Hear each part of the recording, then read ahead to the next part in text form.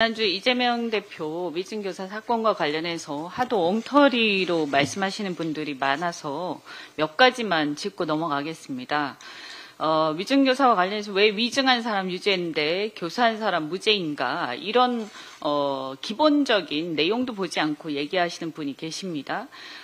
김진성의 위증 내용하고 이재명 대표 부탁한 내용하고 다른 내용이기 때문입니다. 그리고 또 이재명 이 위증 교사와 관련해서 교사가 되어야 하는데 위증을 교사한 게 아니라 사실 증언, 사실대로 말해달라라고 호소한 거기 때문에 위증 교사 자체가 성립하지 않기 때문입니다. 또 과거에 영장 실질 심사를 할 때 혐의 소명됐다라고 했는데 왜 이렇게 판단했냐 이렇게 또 의문을 표시하시는 분이 계신데 이것도 역시 영장실질심사에서는 검찰이 편집한 자료만 가지고 판단을 합니다. 그런데 그때도 우리가 검찰의 악마의 편집 이런 얘기를 한 적이 있지만 그 당시 편집한 자료에는 기억을 되살려달라 그냥 있는 대로 말해달라 이런 식의 사실 증언을 호소하는 이런 내용의 결정적인 그 증거들이 정황사실을 입증하는 내용들이 편집되어서 빠져 있었기 때문입니다. 그래서 본 재판에서는 이런 내용이 다 나왔기 때문에 이게 소명이 됐다고 판단했다고 하더라도 본 재판에서는 그렇게 판단되지 않는 것이죠. 사법부만 쳐다보는 정치도 문제지만 사법부의 결정조차도 제대로 보지도 않고 해석도 제대로 못하는 것도 굉장히 심각한 문제라고 생각합니다. 네. 그리고 어제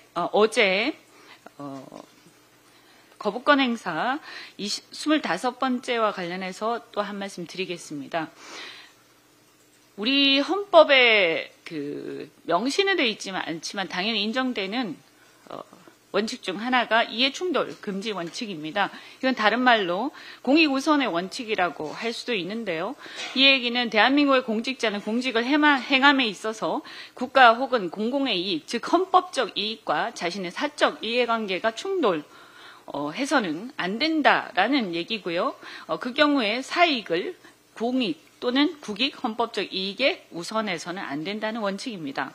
이 원칙에 따라서 윤석열 대통령은 자신 또는 그 가족이 피의자가 되거나 될 수 있는 특검법에 대해서는 거부권을 행사할 수 없는 게 명백합니다.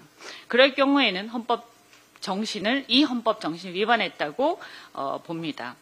따라서 윤 대통령이 정당한 사유 없이 김건희 특검법에 대해서 거부권을 행사를 했기 때문에 저는 이것이 명백한 위헌이다 이렇게 생각을 하고요.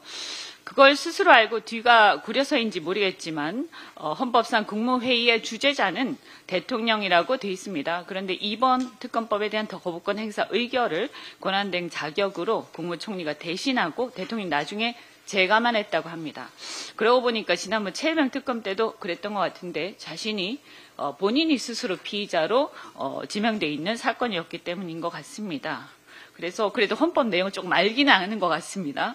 스스로 재가만 하고 직접 의결하지 않는 것을 보니까 대통령의 거부권 남용, 특히 자기와 가족 사건에 대한 거부권 남용은 헌법 위반 우려가 있다는 게 올해 5월에 국회 입법조사처의 판단입니다.